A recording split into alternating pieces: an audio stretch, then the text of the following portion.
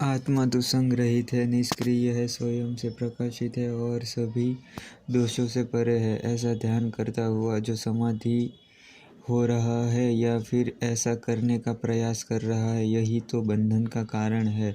बंधन है मतलब कि जो सोच रहा है कि मैं ये विश्व हूँ, ऐसा ख्वाबो ख्याली बना रहा है कि कण कण में मैं व्याप्त हूँ, या तो ऐसे सोच के जो समाधि में उतरने की कोशिश कर रहा है, ठीक है, ऐसे करके वो शांत होने की कोशिश कर रहा है।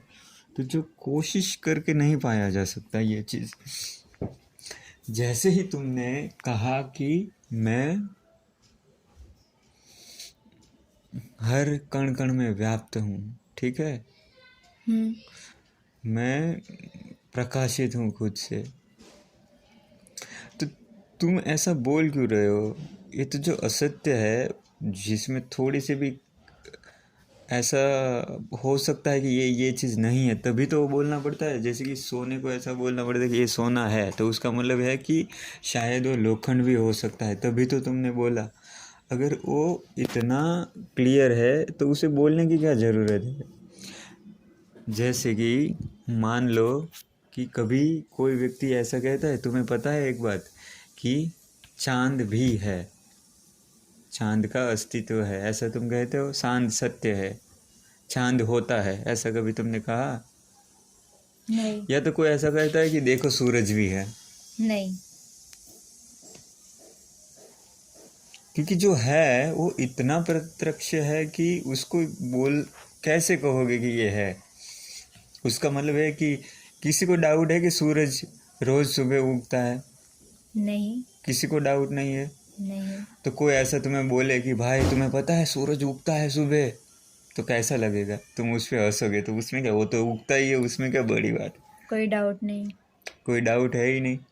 हम्म। तो तुम्हें जब डाउट है तभी तो तुम ढूंढ कहते हो कि मैं प्रकृति से, प्रकृति के साथ एक रूप हूँ, मैं शांत हूँ, मैं अचिंत्य हूँ, मैं अचल हूँ। तो ऐसे बोल रहे हो तुम, उसका मतलब है कि तुम्हें पहले अंदर से भी डाउट है खुद के ऊपर। कुछ तो गड़बड़ है। कुछ तो गड़बड़ है, नहीं तो तुम बोलोगे नहीं। जो इनलाइटन हो जाता है वो कहता नहीं कि मैं इनलाइटन हूँ। जो रियल में शांत हो जाएगा वो उसको कहने की ज़रूरत ही नहीं है। क्योंकि वो इतना प्रत्यक्ष होता है, उसको कुछ ऐसे बोलने की भी ज़रूरत नहीं कि मैं इनलाइटन हूँ, ये हूँ।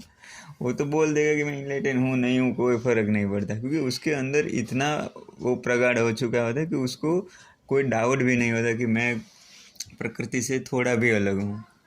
जो प्रकृति से अलग होता है ना, वही बोलता है कि नहीं नहीं मैं तो प्रकृति के साथ एक हूँ, नहीं नहीं मैं तो इनलाइटन हूँ, नहीं नहीं मैं तो शांत हूँ, नहीं नहीं मैं तो समाधि में उतरूँगा, मैं तो समाधि में हूँ। ऐसा बार बार जो बोलता है कि मैं तो समाधि में स्थापित हो चुका हूँ, या तो जो ट्राई कर रहा है कि मैं समाधि में स्थापित हो रहा हूँ, हो रहा हूँ, तो उसका मतलब है कि वो समाधि में स्थापित नहीं है। वही उसका बंधन है कि वो उतरने की ट्राई कर रहा है।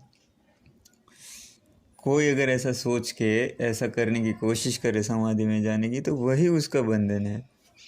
पहले तो उसको सब कुछ छोड़ना होगा, फिर समाधि को भी छोड़ देना होगा। वो इतना भरोसा हो जाना चाहिए कि नहीं मैं प्रकृति हूँ। उसके लिए तुम्हें कुछ करना ना पड़े कि ऐसे करूँ, ऐसे ध्यान लगाऊँ, वैसे ध्यान लगाऊँ तो शायद पालूँ। लेकिन साधना में ये चीज़ होती है, साधना के रास्ते से जाना है तो ये सब करना पड़ता है। लेकिन यहाँ पे अष्टवक्र तुम्हें ज्ञान के मार्ग से ले जाते हैं, तो ज्ञान के मार्ग से वो तुम्हें ऐसी लाइट करना चाहते हैं कि ना तुम्हें कुछ साधना करनी पड़े, बस तुम ज्ञान के मार्ग से जाओ और तुम्हें समझ में आ जाए अपना असली रूप। बस बातचीत करते करते तुम इनलाइटन हो जाओ। तो ये अष्टवक्र के जादुई तीर है, ये एक एक श्लोक है वो ऐसे तीर है कि तुम्हारा हृदय को भेद दे, कि तुम्हारे शरीर के अंदर तक चला जाए और तुम्हारे कण कण में व्याप्त हो जाए, तुम्हारी बॉडी, तुम्हारा ज़र्रा ज़र्रा जो है वो खिल उठे और तुम प्रकृति के साथ एक रूपता का एहसास कर सकते हो और अद्वैत में स्थापित हो जाओ। जब तक द्वैत रहता है तब तक डर रहता है। दूसरा है तो डर है, दूसरा है तो डर है कि वो अच्छा है कि बुरा है।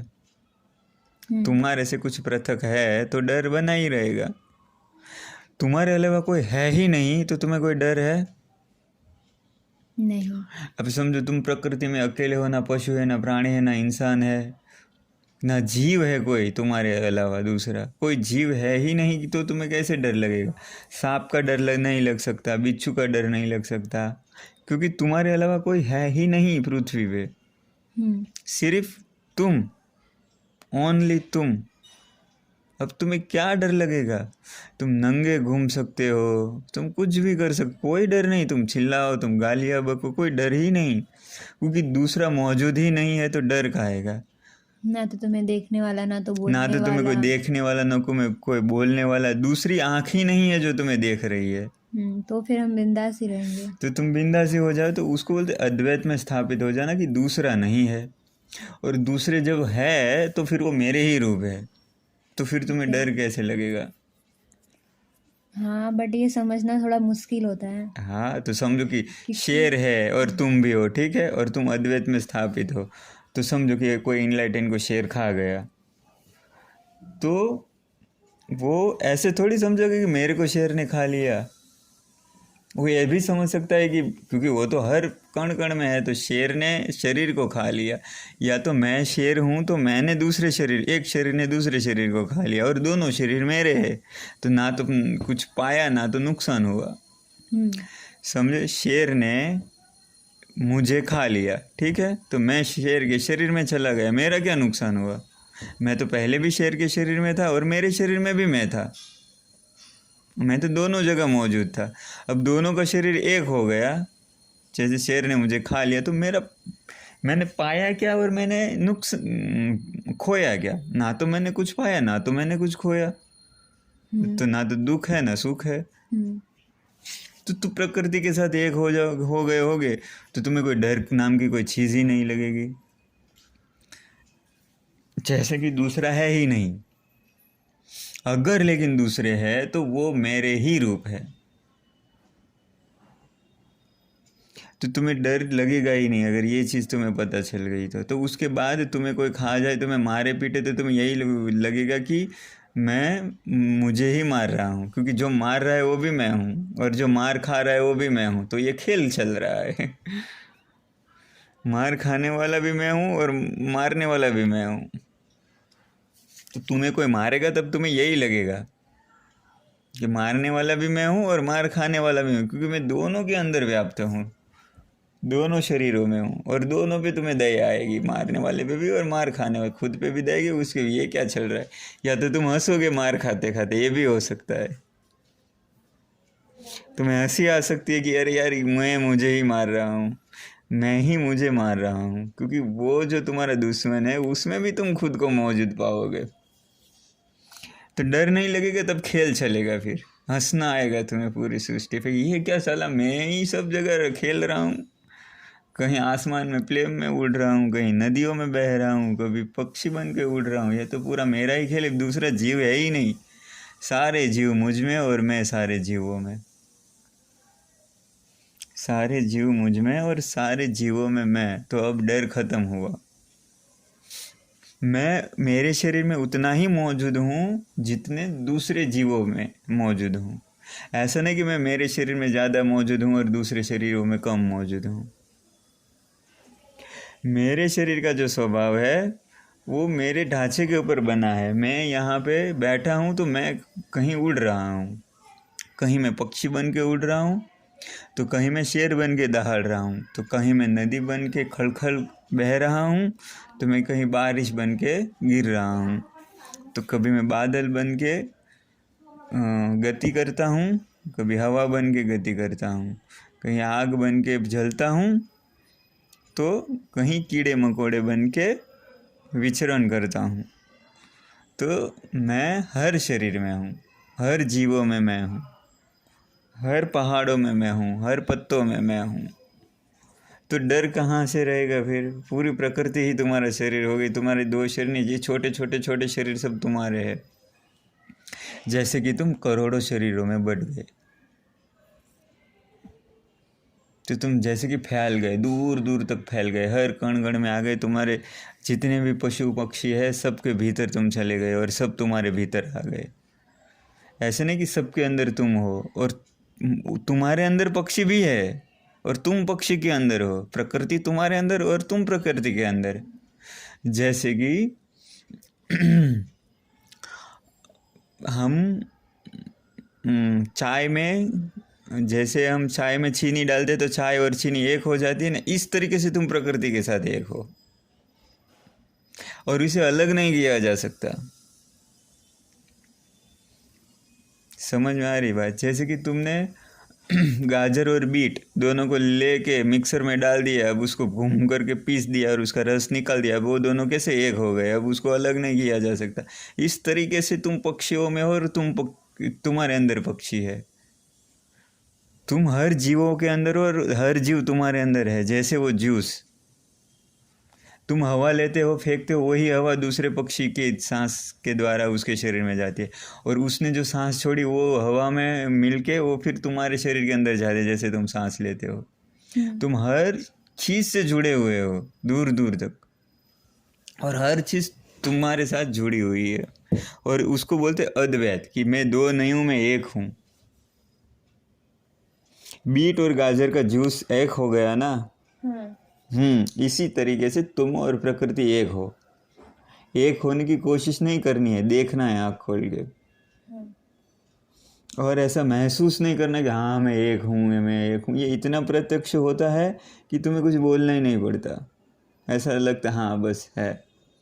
और मन जब पूरी तरीके से ठहर जाता है तब ये एहसास होता है। मन विचारों से खाली होने लगता है ना, हम प्रकृति से अलग है, वो हमें महसूस मन ही कराता है। जैसे विचार आया कि हम प्रकृति से अलग हुए, जैसे विचार बंद हो गए कि हम प्रकृति के साथ एक हो गए। समझ में आई बात? तुम्हें सूक्ष्म जगत में जाना चाहिए, एकदम सूक्ष्म। जैसे कि तुम्हें पीस के एकदम प्रकृति को पीसा है और तुम्हें पीसा है और दोनों को एक कर दिया। जैसे कि तुम्हें मट्टी के साथ मट्टी हो ही चुके, पहले से मर ही चुके, तुम खत्म हो चुके, सृष्टि और तुम एक हो गए। मट्टी के साथ तुम मट्टी हो चुके हो, और ये पूरी मट्टी से फिर सृष्टि बनती है, फिर मट्टी से बनते हैं पेड़, पेड़ से बनते हैं जीव, खाते हैं जीव, फिर सेक्स करते हैं, फिर दूसरे जीव पैदा होते हैं, और यह प्रकृति फैलती है दूर दूर तक। और तुम मट्टी हो, तुम मूल हो, और तुम हर पेड़ का मूल को तुम पोषण देते हो, और हर पेड़ है और हर जीवों को जीवन देता है। वैसे तुम अनंत को जीवन देते हो, तुम्हें पता ही नहीं कि तुम कहाँ कहाँ तक जीवन दे रहे हो। तुम फैलते ही जा रहे हो, इसका कोई अंत नहीं है। जैसे कि मट्टी से जीवन फैलता है ना, मट्टी है, उसमें बीज डालो तो बारिश आ गई समझो, फिर पेड़ बने, पेड़ इतने सारे बने। अब वो पेड़ों पे वो पेड़ खा खा के जीव है वो अपना पोषण कर रहे हैं, पोषण हो रहा है तो वो स्वस्थ है तो उससे दूसरे बच्चा पैदा हो रहे, और दूसरे बच्चे पैदा हो रहे तो वो वापस पेड़ों को खा के वो वापस दूसरे बच्चे को पैदा करे, और जो बूढ़े होते जाए वो मरते जा रहे, और जो उसके बच्चे वो दूसरे बच्चे देते जा रहे। वैसे ही ज़मीन से पूरा जीवन जो है वो निकल रहा है, ज़मीन से पूरा जीवन फैल रहा है दूर दूर तक। और तुम जीवन हो, तुम मट्टी हो, और तुम हर जीवों में हो, क्योंकि तुम्हारे द्वारा हर जीव, जैसे कि अगरबत्ती से कैसे धुआं उठता है और फैलता जाता है, ऐसे ही ये ज़मीन से जीवन निकलता है और फैलता जाता है। आसमान में बादल होते हैं, पक्षी उड़ते हैं, नदियाँ खलखल बहती है, और ये प्रकृति से सब होता है। वैसे तुम्हारे भीतर से पूरा संसार निकलता है। ठीक है।